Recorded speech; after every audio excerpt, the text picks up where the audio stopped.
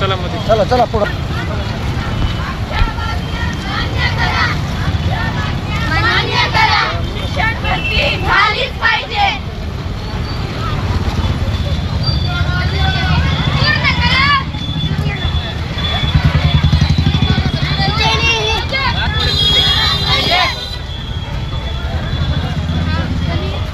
शिक्षण भरती झालीच पाहिजे. शिक्षक भरती झालीच पाहिजे.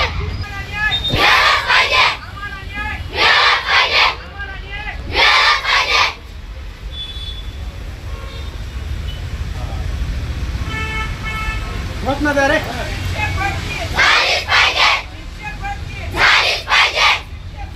मागणी आज तुम्ही इथं शिक्षण अधिकाऱ्यांच्या कार्यालयासमोर येऊन बसलाय. आज मी 10वीला आहे. आम्हाला गणित, विज्ञान आणि हिंदी या विषयाला शिक्षक नाहीत. आज एक पूर्ण महिना झालं तर आम्हाला मॅथचं तर काही शिकवलेलं नाही. हिंदी आणि विज्ञानला कोणते पण सर येऊन शिकवतात, पण मॅथचं एकही काही शिकवलेलं नाही, एकही धडा झाला नाही. पुस्तक सुद्धा ओपन केलेलं नाहीये. तर आम्ही आता इथंच बसून आज घरी वारंवार हे केलं, प्रयत्न केले सगळ्यांनी, पण काहीच नाही. आज आम्ही ते इथं आला तर इथंच आम्हाला आता शिकायचंय. शिक्षक जर आले तर आम्ही आमच्या शाळेत जाऊन शिकू, नसतं आम्हाला इथंच शिकवलं. काय अडचणी आहेत शाळेमध्ये शिकत असताना तुम्ही आज इथे येऊन बसलात? आम्हाला 10वीला शिक्षक नाहीत. सायन्स, मॅथ आणि हिंदी आणि विज्ञानला कोण पण येऊन शिकवितं, कधी पण शिकवितात ते माहित नाही. मॅथचं तर आणि पुस्तकाचं ओपन केलेलं नाही.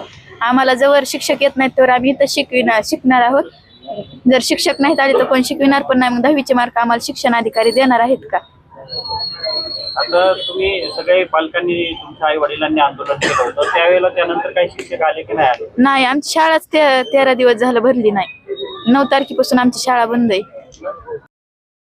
चला चला मध्ये चला चला पुढं.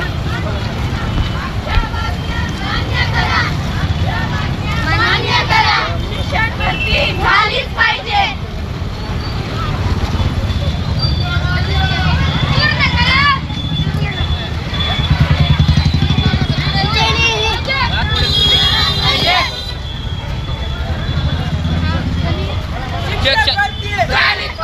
शिक्षक भरती झालीच पाहिजे. आम्ही 2025 पासून आमच्या शाळेमध्ये 3 रिक्त पदे आहेत. विद्यार्थ्यांना शिकवण्यासाठी शिक्षक नाहीत. या मागण्यासाठी आम्ही गेल्या वर्षी 2025 पासून निवेदन दिले, वेळोवेळी 5 दिवसाचं उपोषण केलं. त्या उपोषणामध्ये माननीय शिक्षण अधिकारी मॅडमनं आम्हाला लेखी स्वरूपाचे आश्वासन दिले की येत्या जूनमध्ये तुमच्या शाळेमध्ये आम्ही शिक्षक रुजू करून घेऊ. तर असे लेखी आश्वासन दिल्यानंतर आम्ही उपोषण सोडलं. त्याच्यानंतर जून महिन्यामध्ये 1 महिना झाला आज शाळा भरून एकही शिक्षकाच्या 3 ऑर्डर काढल्या. आज मुख्याध्यापक तिथं जॉईन करून घेत नाहीत आणि मॅडमच्या स्तरावरून काही सुद्धा कारवाई पुढील केली नाही. फक्त ऑर्डर काढल्या, त्यांना जॉईन नाही करून घेता जर लावलं तर मॅडम तिथून पुढे कोणतीही कारवाई प्रस्तावित केलेली नाही. उलट मॅडमनं आमच्या विरोधातच एक पत्र असं काढलं की तुम्ही जर शाळेचं कुलूप नाही खोललं तर पोलीस प्रशासनाला मध्यस्थी घालून कुलूप खोलण्यात यावं किंवा जर पालक आडवे आले तर त्यांच्यावर सविस्तर कारवाई करावी. म्हणजे आमच्या मागण्या फक्त एवढंच आहे की आमची दुसरी काहीच मागणी नाही.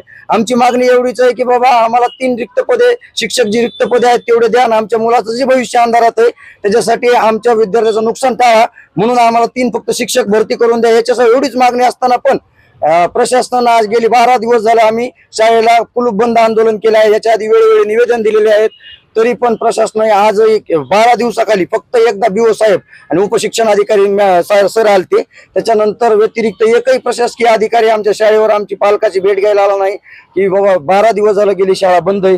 विद्यार्थ्याच्या हातून पहिलं 5 वर्ष झालं नुकसान होतंय, आणखीनही नुकसान चालूच आहे. आज काय तुमची मागणी आहे आणि आता काय आंदोलनाचं स्वरूप आहे? आमची मागणी एवढीच आहे की जी काय 3 रिक्त पदे आहेत, मॅडमनं ज्या रिक्त पदाची ऑर्डर समायोजनातून ऑर्डर काढली ते 3 शिक्षकाची रिक्त पदे भरण्यात यावीत.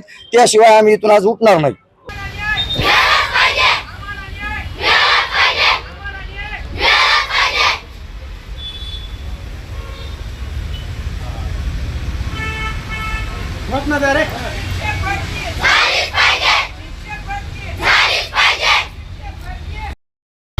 चला चला मध्ये चला चला पुढं.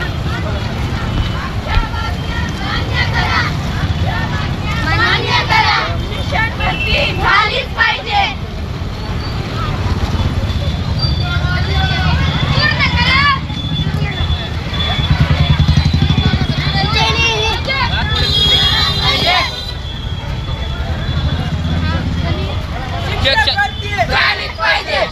भरती झालीच पाहिजे. पुढची काय आपण कार्यवाही करणार? बडेबाबा माध्यमिक विद्यालय लहुरी या शाळेवरती 3 शिक्षकांची पदं रिक्त असल्यामुळं सद्यस्थितीत शाळा बंद केलेली आहे गावकऱ्यांनी.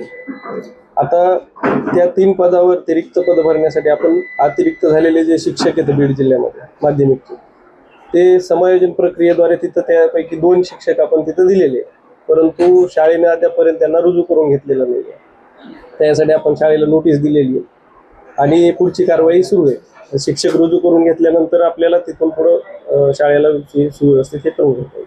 मात्र शाळेच्या स्तरावरचे काही संस्थाचालक असतात त्यांच्यावरती कारवाई किंवा त्यांना आदेश देण्याऐवजी जे पालक आंदोलन करतात त्यांच्या बाबतीतच आपल्या कार्यालयाकडून आदेश काढण्यात आला आणि कारवाई संदर्भात आदेश काढण्यात आल्याचं पालकांचं म्हणणं आहे. नाही, आता याच्यामध्ये कसं आहे की आपलं शिक्षण विभागाचं प्रथम प्राधान्य हे राहील की शाळा सुरू करणं, कारण तिथं 9 शिक्षक सध्या कार्यरत आहेत आणि शाळा बंद करून ते 9 शिक्षक बाहेर किंवा विद्यार्थ्यांचं शैक्षणिक नुकसान होते. आपण पॅरलली तिथं जे शाळेचे जे शिक्षक त्यांनी रुजू करून घेतलेले नाहीत ते शिक्षक रुजू करून घेण्यासाठी शाळेला पण पत्र दिलेलं आहे की जर शिक्षक रुजू करून नाही घेतले त्याचं पदव्यापगतचं सुद्धा आपण पत्र दिलेलं आहे आणि शाळेवरती ह्याच्यासाठी चौकशीसाठी आणि पुढच्या ह्याच्यासाठी एक समिती पण स्थापन केली शिक्षण अधिकाऱ्यांच्या ह्याच्याखाली. सर, काही दिवसापूर्वी जिल्ह्यात तर विद्यार्थ्यांची पटसंख्या मोडण्यात आली, काही शिक्षक अतिरिक्त झाले होते, त्यानंतर त्यांना दुसऱ्या संस्थेत पाठविणाऱ्यानं काय हे झालेले तरी सुद्धा यांना शिक्षकाची मागणी होती या संस्थेवर. या संस्थेवरती अतिरिक्त झालेल्या शिक्षकांच्या समायोजनामध्ये 2 शिक्षक दिलेले आहेत. आपण 3 जागेपैकी 2 शिक्षकांना तिथं दिलेलं आहे, परंतु ते रुजू करून न घेतल्यामुळे हा सगळा प्रॉब्लेम तयार